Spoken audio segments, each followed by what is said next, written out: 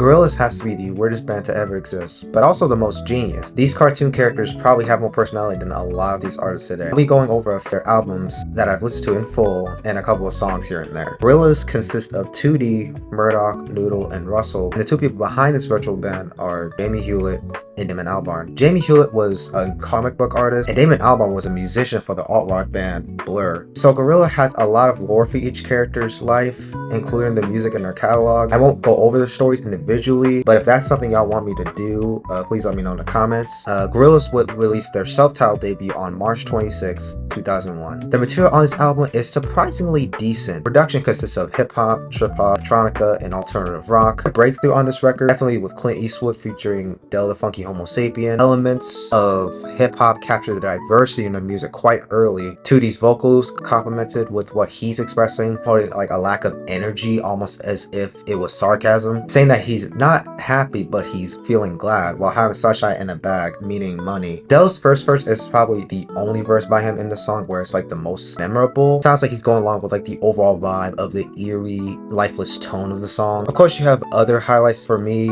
personally, such as 19-2000.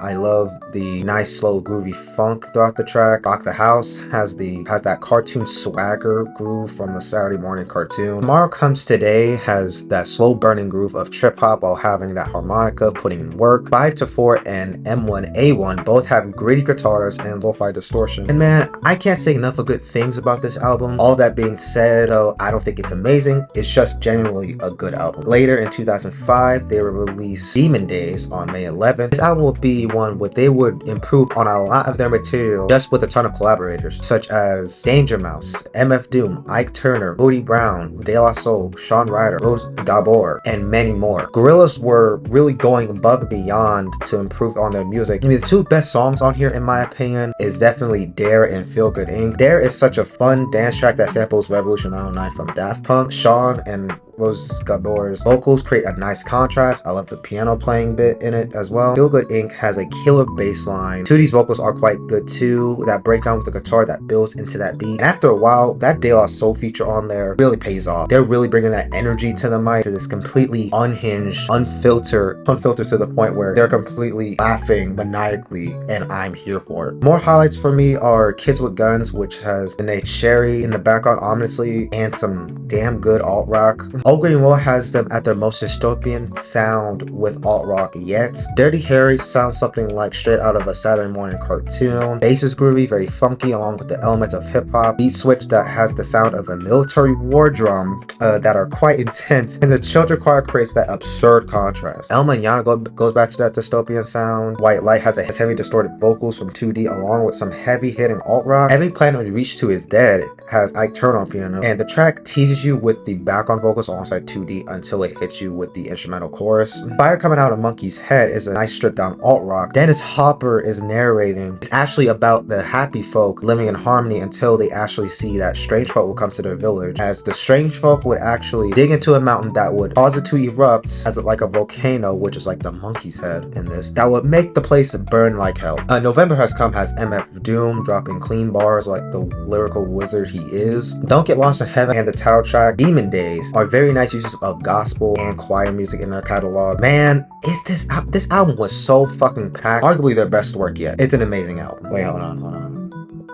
I just got word that this is not their best album. Yeah, I'm scared now. They would then release the next album, Plastic Beach, March 3rd, 2010. I want to know, how is this even better than Demon Days? I mean, they pushed their creativity even further. More collaborators such as Snoop Dogg, Bobby Womack, Mos Def, Little Dragon, Lou Reed, The Hypnotic Brass Ensemble, Mark E. Smith, and much more. The best song right here for me is definitely Melancholy Hill. It still has the trip hop elements while also adding synth pop. It just feels so smooth and soft edge. It just makes me smile when I listen to it. Any other highlights such as Welcome to the World of Plastic Beach that has Snoop Dogg and the Brass Ensemble bring both orchestral and hip hop together as one. White Flag brings orchestral pop into the mix, then turns into a beat switch with Bashi and Kano that brings a bit of that hip hop presence. This sounds very fun fun, silly, goofy, and creative with how the national orchestra of Arabic music comes back into the mix with the same beat Bashi and Kano started with. Rhinestone Eyes brings back that synth pop sort of stylo, but with more heavy bass and a good feature for Bobby Womack. Super Fast Jellyfish feels like I woke up to a new episode of SpongeBob SquarePants. I also think it works given that given Gorillaz' cartoon appeal. And the chorus makes me feel happy, and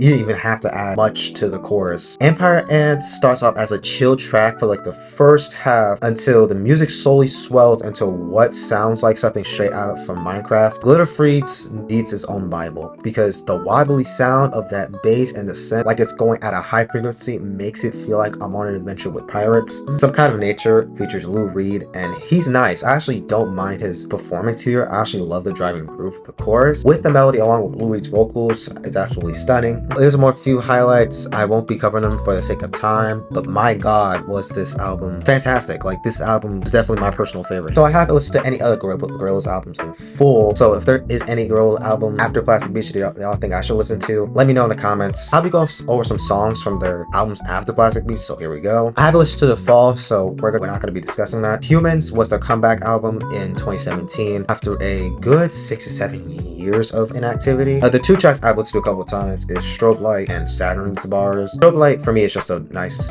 just a fun dance track, and Saturn's Bars sounds very sinister and eerie, and the auto-tune vocals from Popcan add to the production as well. I listened to a few other songs on the album, and I'm kind of worried I'm gonna be in for an album I don't like. So if y'all want me to review on it, please don't be surprised if I don't like it, because I'm getting underwhelmed by some of the other songs. Humility from the Now Now in 2018 was a nice feel of tropical-esque music, and 2D sounds like he's happy. He expresses that he's trying to reach out to people in isolation, but even he's stuck in his own bubble, meaning that so it sounds like he's really putting on a mask. So he has his inner demons to handle, which probably means he's really not really actually happy. A few songs from their 2020 record, Song Machine, Season 1, Strange Times, I actually enjoyed quite a bit. Valley of the Pagan sounds like if funk rock got high on electropop. Pac-Man has a beat I can't get enough of, along with 2D's whispery vocals complementing it. Schoolboy Q is a nice feature on the last leg of the track. The Pink Phantom is a gorgeous ballad alongside Elton John's solid vocals. Black's auto-tune vocals creates a spine-chilling contrast. Aries and Momentary Bliss are good too. I hope I'm in for a good album here. And the most recent album as of today is Cracker Island, released on February 27th, 2022. I have only listened to the title track, Cracker Island, and Skinny Ape. Cracker Island is a very groovy dance track. Thundercat bringing colorful vocals and a funky bass line. Skinny Ape is mostly calm and melancholy, but then around the halfway point, it gets